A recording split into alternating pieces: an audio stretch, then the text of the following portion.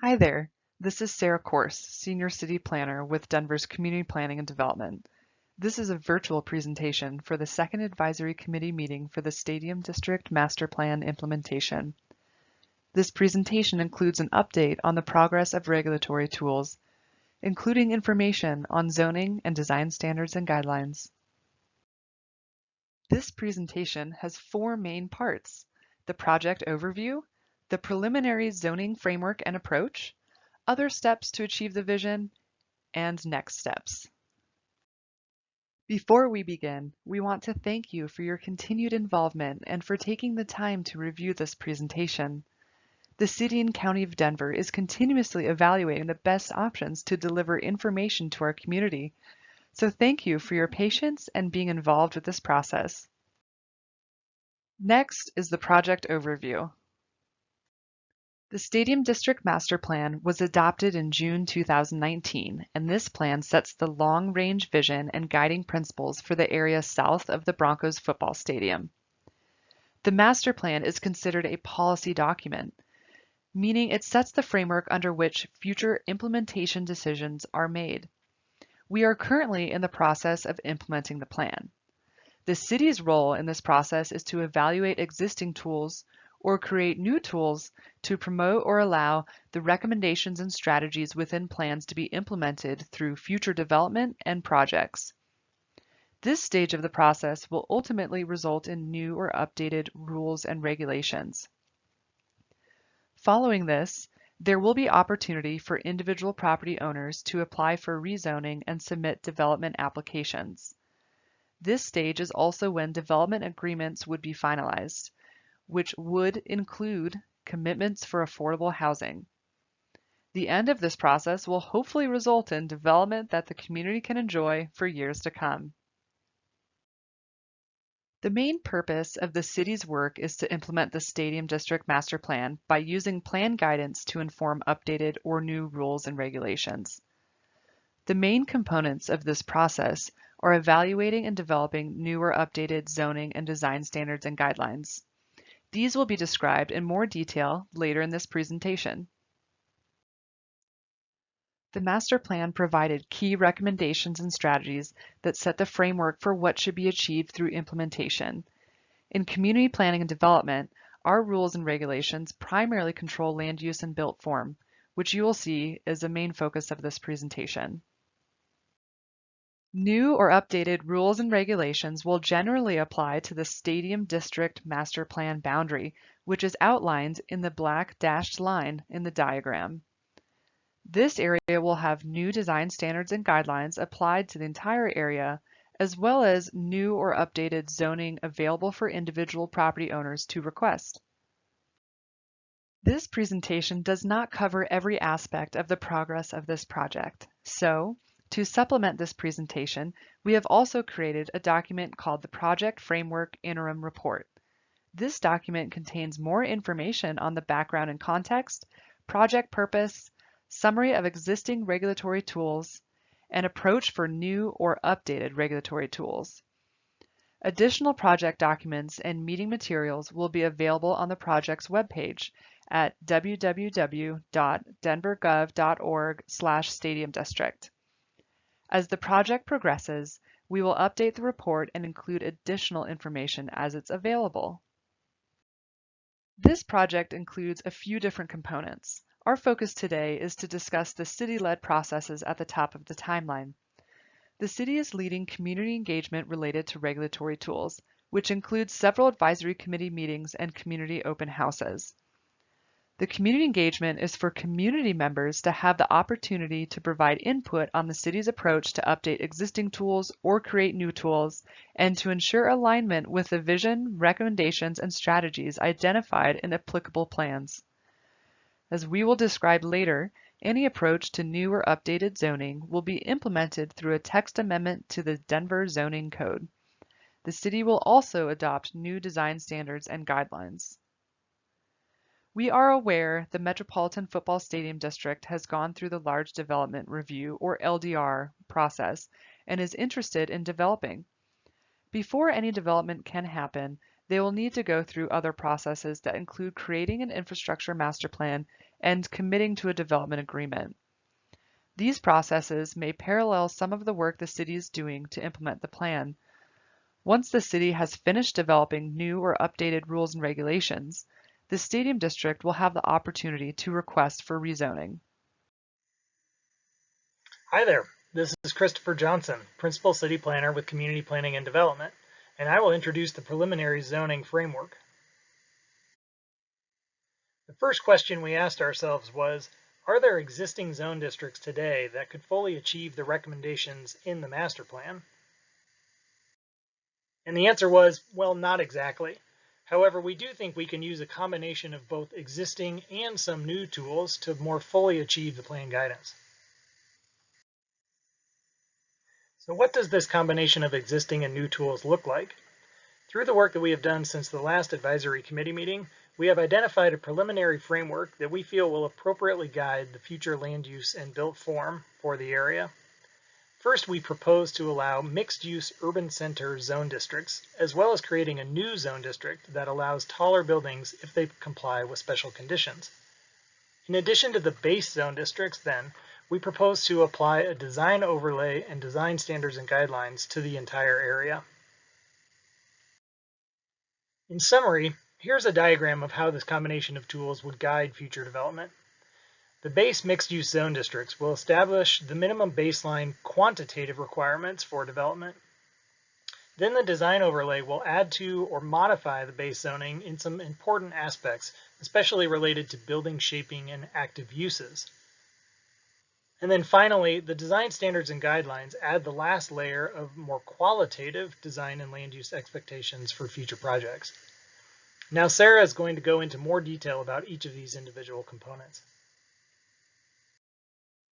The Stadium District Master Plan recommended a diverse mix of uses within a variety of building heights and intensities. To achieve this plan guidance, we propose allowing a variety of existing urban center zone districts, or CMX. The urban center neighborhood context allows a mix of uses and building forms that clearly define and activate the street edge. By using a combination of different districts, a variety of building heights may be achieved. The diagram on the right shows an example of what may be appropriate height ranges that are consistent with plan guidance. Do you feel this approach is also aligned with plan guidance? Please think about your response and be prepared to talk about it at the advisory committee meeting on April 14th.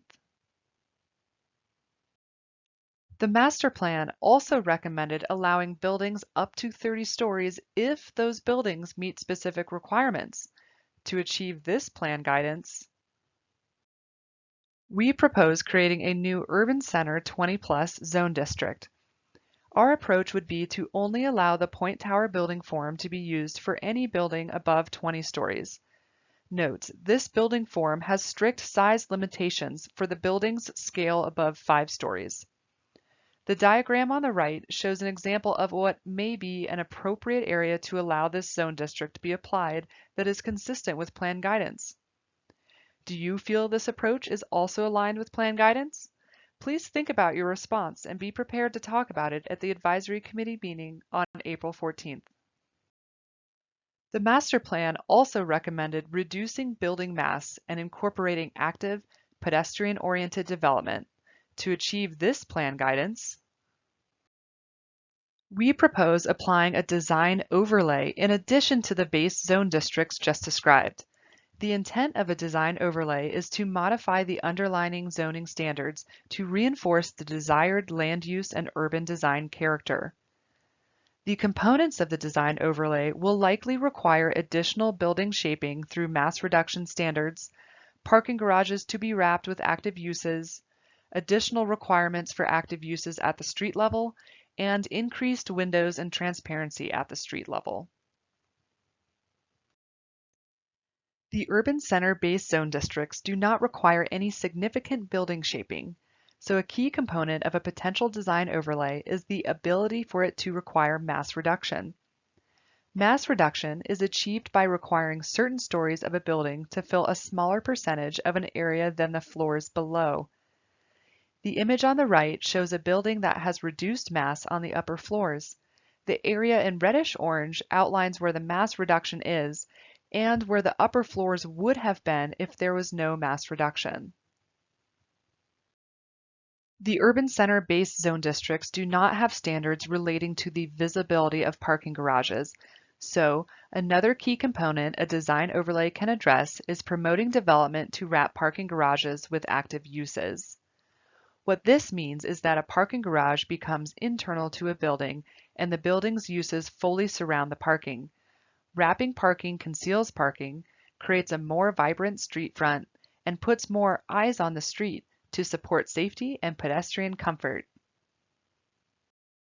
Lastly, the master plan also recommended creating development that is human-scaled and consistently of high-quality design. To achieve this plan guidance, we propose creating and applying new design standards and guidelines. DSG complement the zoning by adding context-specific rules to address more qualitative design aspects that are difficult to achieve through zoning alone.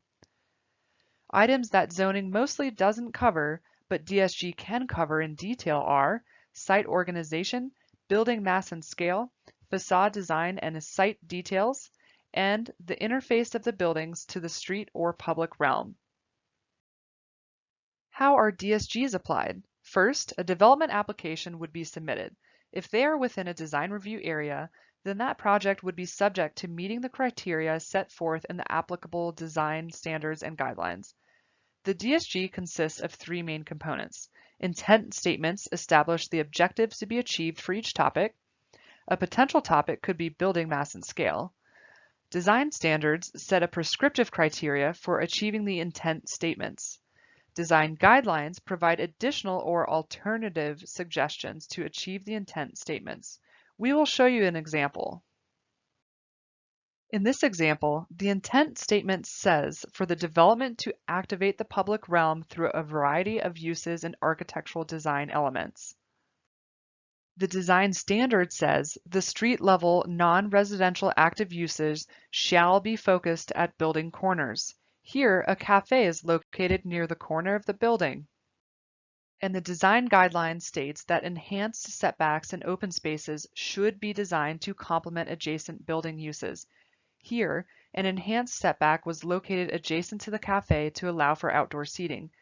Proposed developments need to comply with standards and also show how it meets any applicable guidelines in order to meet the intent statement.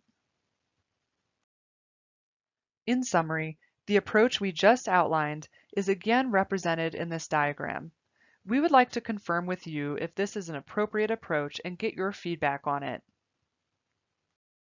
We realize there are other items and steps that need to occur to achieve the vision of the plan. Affordable housing remains an important component of this project. The Stadium District Master Plan identified goals and recommendations for affordable housing. For this project, the best way to achieve the affordable housing goals is through a development agreement between the city and property owners or developers. Open space has also been an important component. The master plan also identified specific goals and recommendations for open space. Currently, the large development review process requires the Stadium District property to provide a minimum of 10% open space. The final network, scale, and character of open space and amenities will be developed during the infrastructure master plan and included in the development agreement. At the community information meeting, the Metropolitan Football Stadium District shared their concept for development within the plan area. This diagram shows the conceptual open space framework. Do you feel this is aligned with plan guidance? Please think about your response and be prepared to talk about it at the Advisory Committee meeting on April 14th. There are additional community benefits that still remain important. These may be achieved through a community benefits agreement, which is led by the community and is an agreement between the community and property owner or developer. We would appreciate updates you may have on a potential community benefits agreement to be shared at the Advisory Committee meeting on April 14th. So what are the next steps? First of all, thank you for making it through the presentation. We ask that you bring your questions and comments to the virtual Advisory Committee meeting on April 14th. After that meeting, we will develop a survey for the committee to provide additional feedback. We plan to have a community open house in the near future. The city is still evaluating options for larger community meetings during this time, and we will keep you updated on what is decided for that format. Once again, thank you, and we look forward to hearing from you on the 14th.